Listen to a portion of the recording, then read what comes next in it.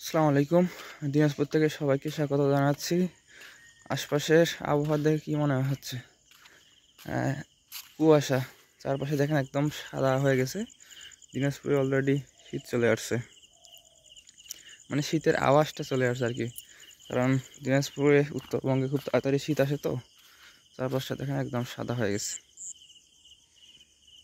কিন্তু ধোঁয়া না, কুয়াশা। এখন কিন্তু ভোর 5:45 বাজে। খুব একটা সকাল তাও না, ফজরের পরপরই। সকালে এই যে বক যাচ্ছে তারা হারের জন্য। দূরে দেখা যাচ্ছে না, দেখেন সামনে একদম সাদা হয়ে গেছে। কুয়াশা হলে যা হয় আর কি, এরকম খুব আগাম। এগুলো কিন্তু খুব ভালো একটা দিক না। এখন মাত্র অক্টোবরের 7 তারিখ, এর মধ্যে এই অবস্থা। এই আবহাওয়াটা আসতো নভেম্বরে, কিন্তু চলে আসছে অক্টোবরে।